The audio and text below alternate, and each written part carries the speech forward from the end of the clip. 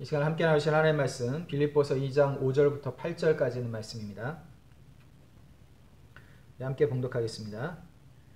너희 안에 이 마음을 품으라. 곧 그리스도 예수의 마음이니 그는 근본 하나님의 본체시나 하나님과 동등됨을 취할 것으로 여기지 아니하시고 오히려 자기를 비워 종의 형체를 가져 사람들과 같이 되었고 사람의 모양으로 나타나셨음에 자기를 낮추시고 죽기까지 복종하셨으니 곧 십자가에 죽으심이라.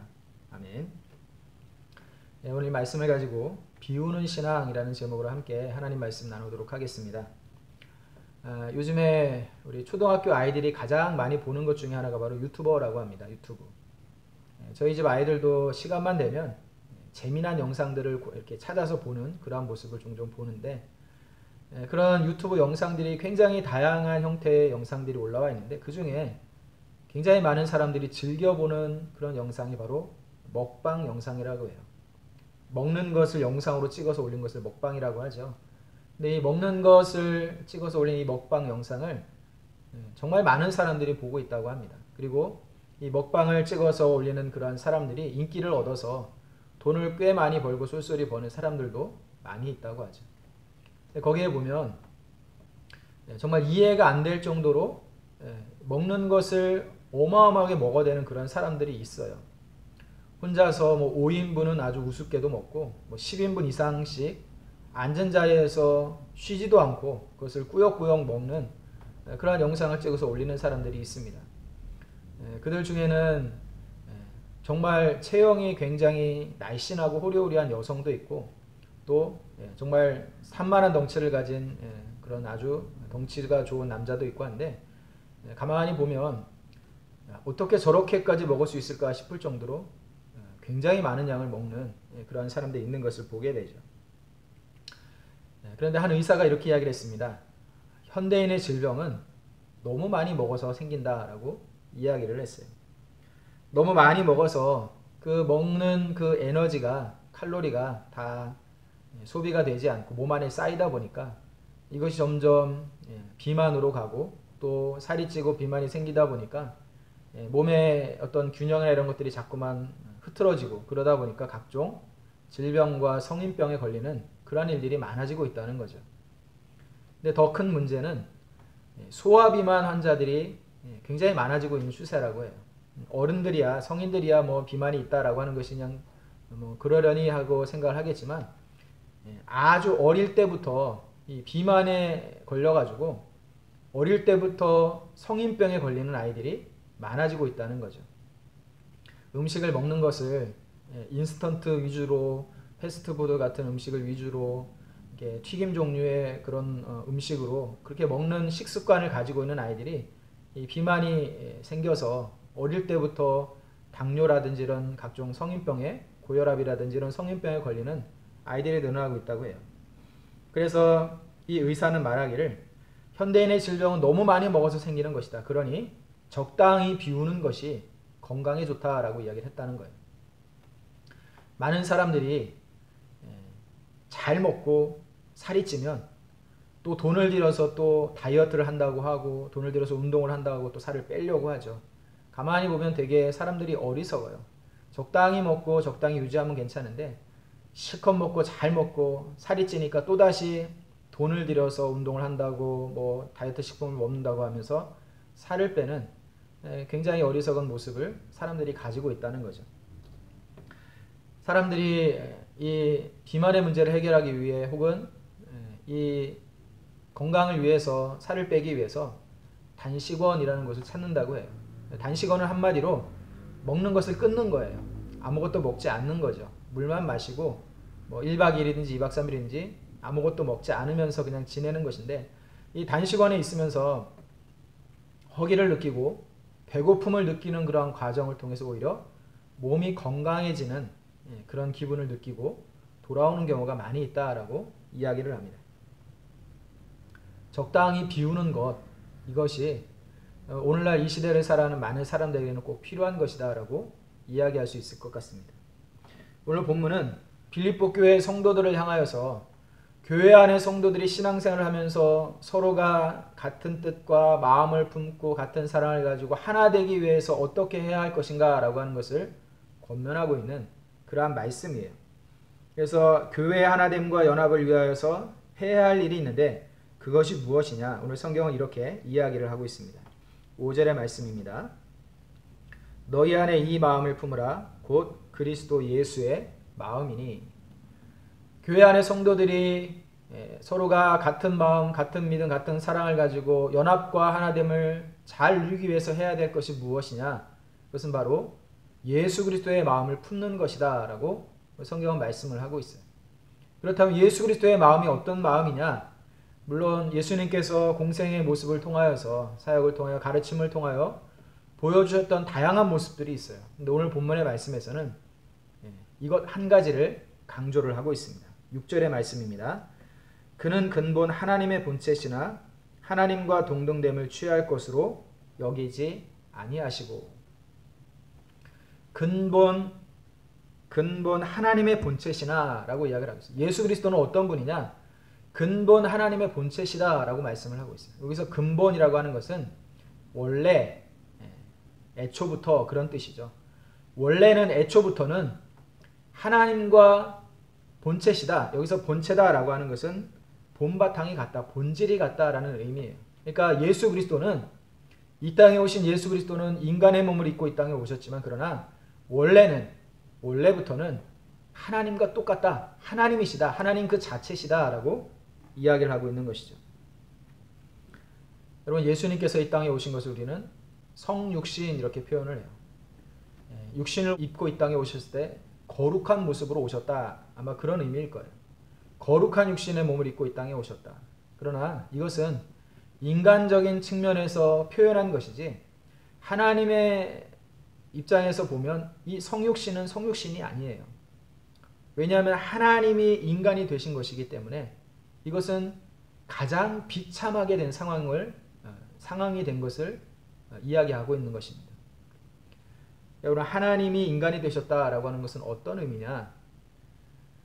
예를 들면 이런 겁니다. 여러분, 우리가 살아가고 있는 이 세상을 우리가 다 돌아다녀 볼 수가 없어요. 평생을 살면서 우리나라 안에 있는 그 구석구석도 다 살펴보지 못하고 아주 제한된 구역에서만 살아가고 있죠. 그리고 평생을 살면서 이 나라 바깥을 떠나보지 못하는 사람들도 많이 있어요. 그리고 뭐 여행을 다닌다든지 그래봤자 많이 다녀야 뭐 대여섯 개 나라들 좀 다녀봤을까? 그 외에는 평생 가보지도 못하고 보고 듣지도 못한 그런 수많은 나라들이 이 지구 위에 있죠. 근데 이 지구라고 하는 그 땅덩어리가 굉장히 넓은데 이 지구라는 땅덩어리가 이 행성이 속해 있는 우주는 어마어마해요. 여러분, 상상을 초월할 수 없을 만큼 어마어마한 크기를 가지고 있습니다. 여러분, 빛이 깜빡하는 1초 사이에 가는 거리가 30만 킬로미터예요. 30만 킬로미터가 어느 정도 거리냐면 깜빡하는 1초 사이에 빛이 출발을 하면 1초 동안 지구를 7바퀴 반을 도는 거리입니다. 지구를 7바퀴 반을 빛이 돌아요. 1초 동안에. 그런데 우리가 우주의 그 거리를 계산할 때 쓰는 그 단위는 빛이 날아가는 속도인 이 속도를 가지고 광년이라는 단어를 씁니다. 광년이라는 단어는 무슨 뜻이냐면 빛이 1년 동안 가는 거리를 1광년 이렇게 표현을 해요. 1초에 30만 킬로미터를 날아가는 빛이 1년 동안 내내 달려가는 거리가 얼마나 크겠어요. 그러니까 그 거리를 뭐 몇십만 몇천만 킬로미터 이렇게 표현할 수가 없는 거예요. 거리가 너무너무 머니까. 그래서 빛이 1년 동안 가는 거리를 1광년 이렇게 표현을 하는데, 여러분, 지금까지 지구에서 천체 물리학자들이 뭐 천체 만원경이든지 이런 각종 기계들을 통해서 거리를 계산하고 거리를 잴 수 있는, 지구에서 관측이 가능한 우주의 크기를 쟀을 때 그 거리가 얼마냐면 365억 광년이라고 합니다. 365억 광년. 그러니까 우주의 크기가 얼마나 크냐면 지구에서부터 우주 그 끝이 어딘지 알 수는 없지만 지금까지 관측이 가능한 거리가 따져봤을 때 365억 광년. 빛이 365억 년 동안 달려야만 도달할 수 있는 거리가 지구에서부터 관측 가능한 우주의 크기라는 거예요. 그러니까 관측이 불가능한 그 너머에 있는 거리까지 따지면 우주의 크기는 말 그대로 상상을 초월하는 어마어마한 크기인 거죠. 그런데 여러분, 하나님께서 천지 만물을 창조하셨죠. 지구라는 행성 하나만을 창조하신 분이 아니라 온 세상을 창조하신 하나님이시죠. 하나님이 온 우주를 창조하시고 온 우주를 섭리하고 다스리시는 그러한 하나님이신데, 그 온 우주를 창조하고 섭리하고 다스리시는 그 하나님이 우주 안에는 지구라는 그 존재가 정말 너무너무 보잘것없고 초라하고 작은 존재인데, 그 지구 위에서도 가장 작은 존재 중에 하나인 사람의 몸을 입고 이 땅에 오셨다라고 하는 것은 상상도 할 수 없는 일이라는 거죠. 그러니까 하나님께서 인간의 몸을 입고 이 땅에 오셨다, 성육신 하셨다라고 하는 것은, 우리 입장에서는 성육신이라고 그럴듯하게 표현을 하지만 하나님 입장에서 볼 때는 이것은 있을 수 없는, 도저히 있을 수 없는 그런 아주 너무너무 비참하고 초라해진 그러한 모습을 설명하고 있는 그러한 거다라고 이야기를 할 수 있어요. 우리 성도들 중에 애완견을 상당히 좋아하고 사랑하시는 분들이 많이 있는 걸로 알아요. 정말 가족처럼 여기고 사랑하고 아끼는 그런 애완견들을 같이 살고 있는 그런 성도들이 있죠. 그런데 그분들 입장에서 보면 정말 때로는 내 가족처럼 느껴지고 내 자식처럼 여겨질 정도로 너무너무 사랑을 해요. 그래서 누군가 모르는 사람이 자기 사랑하는 애완견을 함부로 대하는 것을 보면 참지를 못할 정도죠. 자기가 소중하게 대해주는 만큼 다른 사람들도 소중히 대해주기를 바라요. 그만큼 사랑하죠. 그러나 아무리 애완견을 사랑한다고 해도 내가 그 애완견의 마음과 입장과 형편을 더 잘 헤아리기 위해서 내가 개가 될 수는 없는 노릇이죠. 그것은 인간의 입장에서, 사람의 입장에서 애완견을 사랑하는 것이지, 내가 그 애완견을 더 사랑하고 더 잘 이해하기 위해서 내가 그 개와 똑같이 되겠다라고 하는 사람은 아마 아무도 없을 겁니다. 성육신이라는 것은 바로 이런 거예요.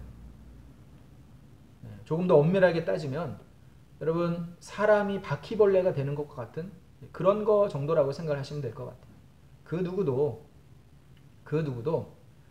바퀴벌레를 좋아하는 사람 아무도 없을 겁니다. 그런데 그 바퀴벌레 입장과 형편을 내가 더 잘 헤아리기 위해서 내가 바퀴벌레가 되고자 하는 사람은 이 세상에 아무도 없겠죠. 그런데 하나님은 어찌 보면 온 세상의 주인이시고 창조주이신 하나님께서, 온 우주를 만드신 그 하나님께서 우주 가운데 가장 작고 보잘것없고 초라한 작은 행성인 지구 위에 살고 있는 그 사람들 중에 유대인들의 한 시골 마을에 평범하고 보통의 이름 없는 석공의 아들로 태어나셨다라고 하는 것은 사람이 바퀴벌레가 된 것보다도 훨씬 더 비참한 처지가 되었다라고 이야기할 수 있는 그러한 모습이라는 거죠. 그래서 오늘 본문의 말씀은 예수님께서는 원래 애초에 하나님이셨는데 그 하나님께서 이 땅에 인간의 몸을 입고 이 땅에 오셔서 하나님과 동등됨을 취할 것으로 여기지 아니하셨다라고 말씀합니다.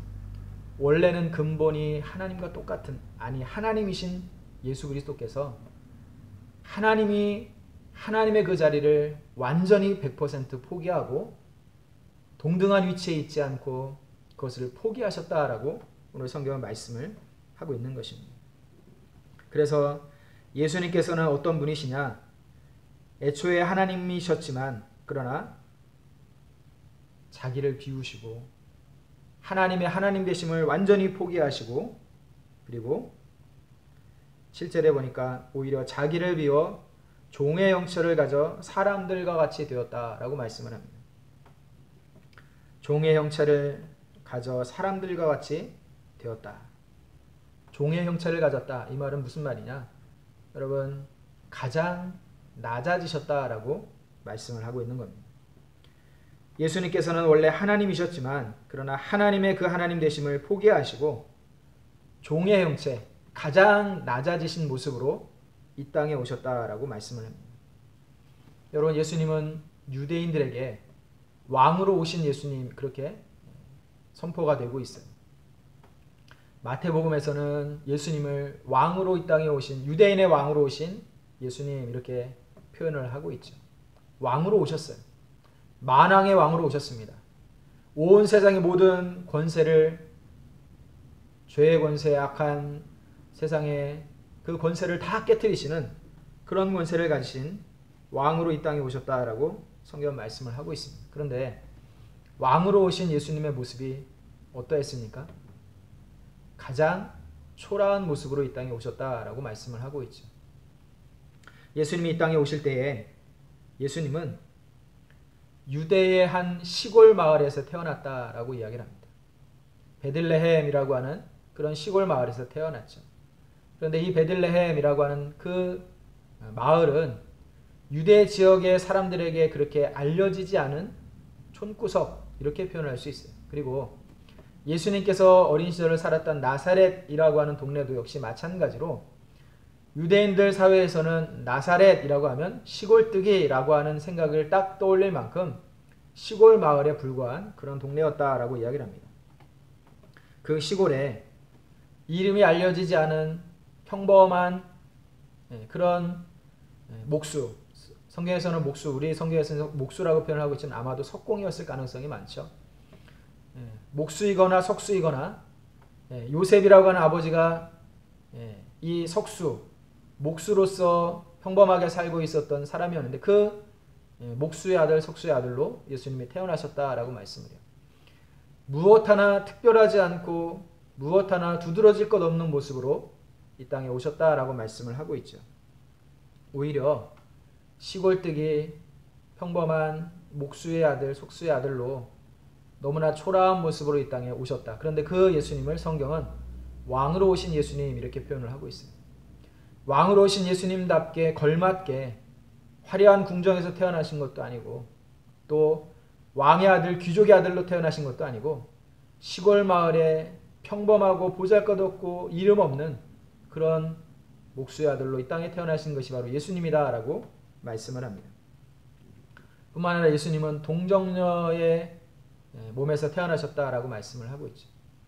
여러분, 동정녀의 몸에서 태어나셨다라고 하는 것은 사람의 힘과 사람의 어떤 그 노력이 개입되지 아니한 하나님의 역사 가운데 태어나셨다라고 하는 것이 동정녀의 몸에서 태어나셨다라는 것이에요. 그러나 사실 동정녀의 몸에서 태어났다라고 하는 것은 인간적인 입장에서 보면 굉장히 수치스러운 태어남이에요. 수치스러운 탄생이죠. 그래서 이 마리아의 남편인 요셉이 아직 잠자리를 하기 전에 자기 약혼녀가 임신을 했다라는 소식을 듣자마자 이것을 조용히 해결을 하려고 했어요. 왜냐하면 이 사실이 드러나게 되면 돌에 맞아 죽을 수 있는 상황이었기 때문에. 처녀의 몸에서 태어났다라고 하는 것, 이것은 수치스러운 일이었다는 거죠. 그런데 예수님은 바로 그렇게 태어나셨다라고 말씀을 하고 있습니다. 뿐만 아니라 의리의리하고 화려한 궁궐에서 귀족의 집안에서 그럴듯한 모습으로 태어난 것이 아니라 인구조사를 하라는 로마 정부의 말대로 호적을 위해서 여행을 하다가 여행길에 갑작스럽게 아이를 낳게 되었는데 묵을 숙소가 마땅치 않아서 짐승들이 먹고 자는 그 마구간 혹은 양들이 먹고 자는 양의 우리 안에 아이를 받아서 누일 곳이 없어서 강보를 놓고 또 뭐 요람을 놓을 그 곳이 없어서 짐승의 먹이통 위에다가 예수님을 누워 놓았다라고 성경은 말씀을 하고 있죠. 예수님께서는 왕으로 오셨지만 가장 고귀한 모습으로 이 땅에 오신 것이 아니라 가장 비참하고 보잘것없고 초라한 모습으로 이 땅에 오셨다라고 말씀을 하고 있어요. 이사야 53장 2절의 말씀에 보니까 이렇게 이야기를 하고 있죠.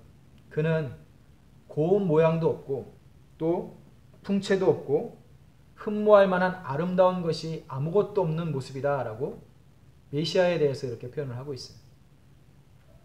여러분, 우리가 기억하고 있는 예수님의 모습은 성화를 통해서 보는 모습이에요.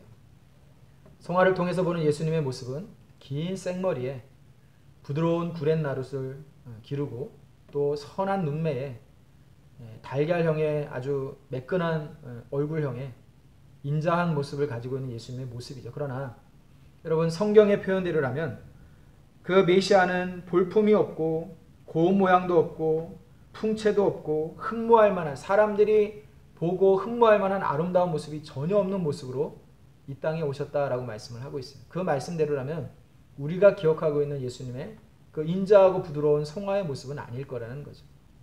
성경학자들이 예수님의 모습을, 이 유대인들의 모습을 근거로 해갖고 재구성한 것을 보면 머리는 곱슬머리였을 것이고 코는 약간 주먹코에, 눈은 쌍꺼풀이 굉장히 깊게 지어있는 큰 눈이었을 것이고 또 얼굴이 굉장히 통통한 그런 형태의 모습이었을 것이다 라고 그렇게 구성을 하고 있는 것을 보게 돼요. 어쨌든 예수님은 이 땅에 오실 때에 참 볼품없고 보잘것없는 모습으로 이 땅에 오셨다라고 말씀을 하고 있죠. 그 태어나신 모습 자체가 낮아지심의 그러한 모습이다라고 말씀을 하고 있어요.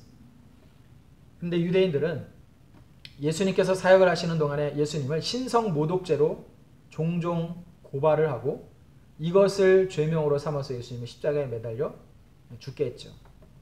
유대인들에게서 신성모독죄는 굉장히 큰 죄입니다. 그리고 현장에서 돌로 쳐서 죽일 만한 그러한 굉장히 엄중하고 큰 죄이지요.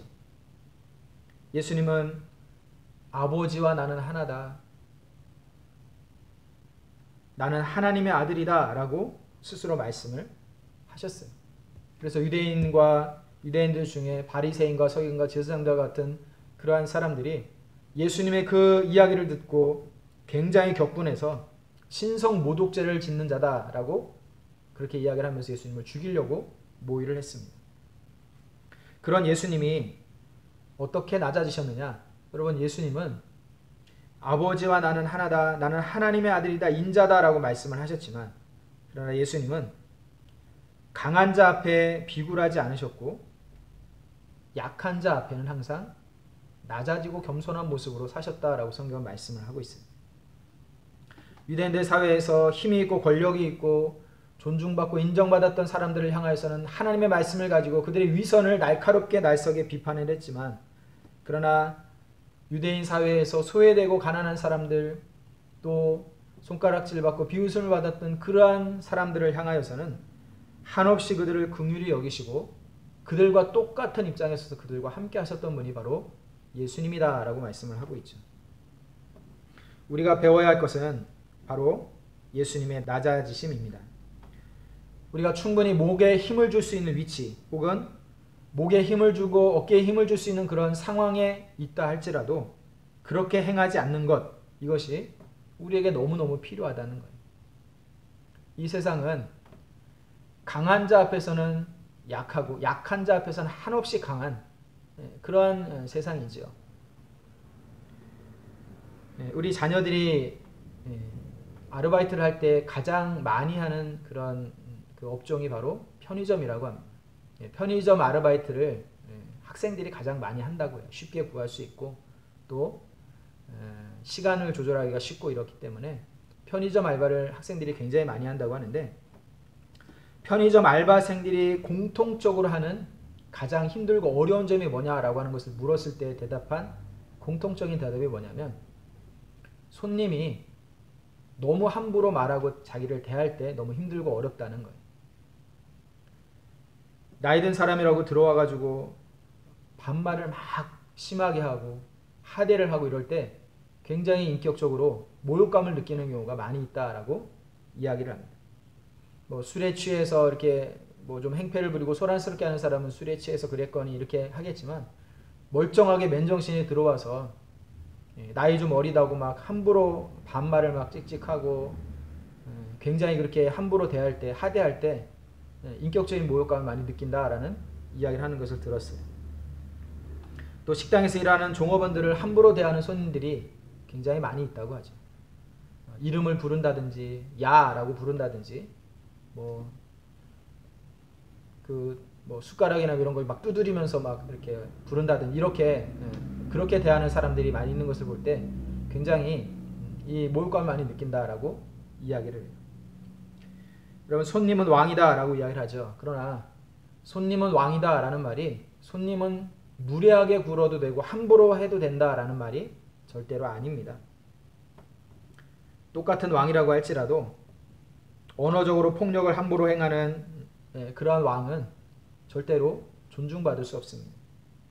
존경을 받을 만한 품위 있는 왕이 진정한 왕이죠.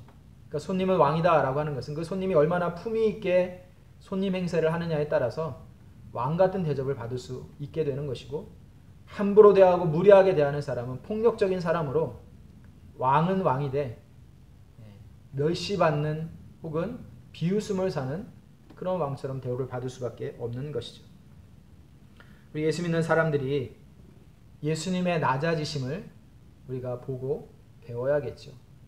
예수님께서 얼마나 연약한 자들, 가난한 자들, 소외된 자들, 힘없는 자들을 긍휼히 여기셨는지, 또 그들을 대할 때에 전혀 권위적이지도 않고 또 어깨에 힘을 주지도 않고 긍휼히 여기는 마음으로 그들의 생활 가운데 함께 들어가서 그들과 함께 먹고 마시고 자면서 그렇게 지내면서 그들과 함께 했는지를 바라보면서 우리가 이 세상을 살아가면서 사실은 목에 힘을 줄 만한 상황이 있어도, 어깨에 힘을 주고 큰 소리를 칠 수 있을 만한 상황이 있어도 소위 말하는, 세상이 말하는 갑질하는 위치에 있지 않고 겸손하고 낮아진 모습으로 예수님을 닮아가는 그러한 모습으로 살아가는 것이 우리에게 필요하다는 것입니다.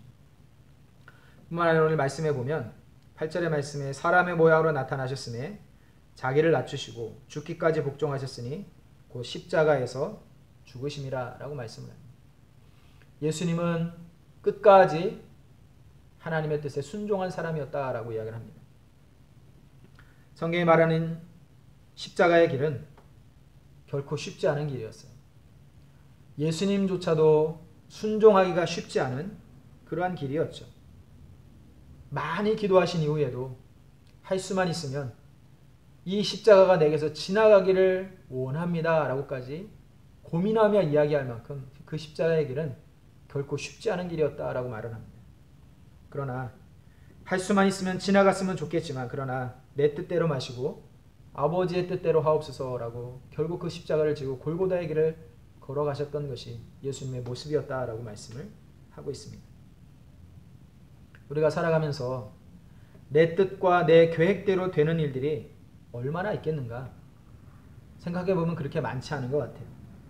내가 예상하지 않고 기대하지 않았던 전혀 다른 상황들이 우리 앞에 펼쳐지기도 합니다. 그럴 때가 오히려 더 많이 있죠. 그러나 그럴 때에 불평하지 않고, 그럴 때에 과연 하나님의 뜻이 이 상황 가운데 하나님의 뜻이 어디에 있는가, 이것을 조용히 하나님 앞에 나가서 물을 수 있는 것, 이것이 우리에게 필요하다는 겁니다. 코로나19 때문에 모든 사람들이 예기치 않은 어려움을 겪고 있습니다. 교회도 어려움을 겪고 있고, 장사를 하시는 분들도 어려움을 겪고 있고, 사업을 하시는 분들도 어려움을 겪고 있고, 기업이 어려움을 겪고 있고, 나라가 어려움을 겪고 있습니다. 전 세계 모든 사람들이 어려움을 겪고 있습니다. 이것은 전혀 예상치 못했던 일이고 예기치 못했던 어려움입니다. 그러나 이러한 어려움을 당하는 가운데에서도 우리는 과연 이 중에, 이 가운데, 이 상황 가운데 하나님의 뜻이 어디 있을까, 이것을 조용히 하나님 앞에 물을 수 있는 그 믿음이 우리 가운데 있어야 됩니다. 왜 이런 일이 생겨났어? 왜 이렇게 될 수밖에 없어? 라고 이야기를 하면서 이것을 다른 사람을 탓하고 어떤 단체를 탓하고 어떤 나라를 탓하고 환경을 탓하고 이렇게 하는 것이 아니라, 이러한 상황 가운데서도 하나님께서 우리의 가정에, 우리의 교회에, 이 나라 이 민족 위에 하나님이 계획하신 하나님의 뜻과 섭리가 있지 않을까 생각하고 조용히 묻고 기도할 수 있는 것, 이것이 바로 믿음이다라고 이야기할 수 있습니다. 내 생각과 내 뜻을 앞세우지 않는 것, 이것이 믿음이고 신앙이죠. 내 아집과 고집을 내려놓는 것, 이것이 믿음이고 신앙입니다. 내 경험과 실력을 앞세우지 않는 것, 이것이 또한 믿음이고 신앙입니다. 오늘 성경에 말씀하고 있는 이 자기 비움은 흉내와 생색만 내는 그런 정도의 것이 아니죠. 내가 가진 100개 중에 한 10개, 20개 정도 내려놓는 그 정도에 해당하는 것이 아니라는 겁니다. 예수님의 자기 비움은 완전한 자기 비움이다 라고 이야기할 수 있습니다. 완전하게 자기를 비워서 온 세상의 주인이신 창조주 하나님이 온 세상 가운데 가장 작은 존재로 이 땅에 오신 것이고, 그 땅에 오셔서도 사람들 사이에서 가장 낮은 자리까지 내려오시고 또 그들 가운데 함께 하셨던 것이다 라고 말씀을 하고 있어요. 조선시대 왕이 궁궐 밖을 나가는 그 행차를 할 때에 왕의 행렬 앞에 길 좌우의 모든 백성들이 머리를 조아리고 엎드렸어요. 감히 고개를 들지 못했습니다. 고개를 들면 불경죄로 처벌을 받았습니다. 잡혀서 치도곤을 당했어요. 행렬이 다 지나갈 때까지 머리를 조아리고 있어야 했습니다. 그런데 그들 왕들 중에는 아주 어질고 선한 왕들이 있었죠. 그 왕들은 밤에 잠행을 합니다. 왕이 입는 어이 곤룡포라고 불리는 그 왕의 옷을 벗어놓고 평복으로 갈아입고 수행원 한 사람 정도만 데리고 백성들이 어떻게 살아가는가라고 하는 모습을 보기 위해서 밤에 몰래 민가에 가가지고 돌아다니면서 백성들을 살펴보는 잠행이라고 하는 것을 했습니다. 그렇게 하는 사람을 선한 왕, 어진 왕이다 라고 이야기를 했죠. 그런데 이것은 사실은 행색만 바꾼 겁니다. 복장만 바꾼 거죠. 신분을 위장한 것입니다. 왕은 왕이 돼 사람들이 알아보지 못할 정도로 자기를 살짝 겉모습만 바꾸고 이렇게 돌아다닌 것이죠. 여러분, 예수님께서 이 땅에 오신 것은 왕이 옷을 벗어놓고 평복을 갈아입고 밤에 몰래 다니면서 백성들의 형편을 살피는 정도에 해당하는 그런 것이 아니라는 겁니다. 왕이었던 그 예수님께서 왕의 자리에서 완전히 내려와서 조선시대로 따지면 조선시대 백성들 가운데 가장 천민에 속했던 백정의 그 자리에 내려가서 백성들과 함께 지냈다라고 이야기할 수 있는 거랍니다. 가장 낮은 자리에 오신 예수님의 자기 비움, 가장 비참한 대우를 받으신 자기 비움, 가장 끔찍한 죽음을 담담히 받아들이신 자기 비움, 이것이 예수님을 믿는 저와 여러분들 가운데 있어야 될 모습이다라고 말씀을 하고 있죠. 예수 그리스도의 마음을 품는 것은 무엇이냐? 자기를 비우는 것이다 라고 이야기를 합니다. 자기를 비워서 낮아지고 겸손한 모습으로 살아가는 것이고, 내 뜻을 앞세우지 않고 하나님의 뜻을 끝까지 순종하며 나아가는 것, 이것이 예수 그리스도의 마음을 품는 것이다 라고 성경은 말씀을 하고 있죠. 우리 하나님께 모든 성도들이 앞으로 신앙생활을 해나가면서 오늘 이 예수님의 모습을 살펴보면서 우리가 보았던 자기를 비워서 낮아지고 겸손한 모습으로 이 땅에 오셔서 끝까지 하나님의 말씀에 순종하고 믿음으로 살아갔던 이 모습을 따라서 우리도 이와 같이 살아감으로 말미암아 하나님께서 우리를 이 땅에서 하나님의 자녀로 부르시고 거룩한 성도라는 이름으로 부르시고 교회로 부르셔서 믿음으로 살게 하신 그 삶의 이유를 발견해 나가며 살아갈 수 있는 우리 엘림교회 모든 성도들이 될 수 있기를 주님의 이름으로 축복합니다. 기도하겠습니다. 사랑이 많으신 하나님, 은혜를 감사합니다. 하나님께서 함께 하시고 은혜를 베풀어 주셔서 아버지 하나님, 교회 안의 모든 성도들이 연합을 이루고 하나 되고 또 서로를 사랑하고 존중하고 아껴주며 낮아지고 겸손한 모습으로 살아가기 위하여서 예수 그리스도의 마음을 품고 살아가는 성도를 되게 하여 주시옵소서. 예수 그리스도의 마음을 품어 자기를 비워 낮아지고 겸손한 모습으로 살아가게 하시고 또 이 땅에 살아가며 하나님께서 뜻하시는 그 뜻과 계획들을 발견하며 말씀에 순종하며 믿음으로 살아갈 수 있는 우리 모든 성도들 될 수 있도록 은혜 허락하여 주시옵소서. 감사를 드리며 예수님의 이름으로 기도드렸습니다. 아멘. 광고 말씀 드리겠습니다. 10월 17일 토요일, 돌아오는 토요일 오후 3시에 송인철 안은옥 집사님의 장남 송민기 군의 결혼식이 서울 영등포구 물레동에 있는 규수당 웨딩홀 물레점에서 있습니다.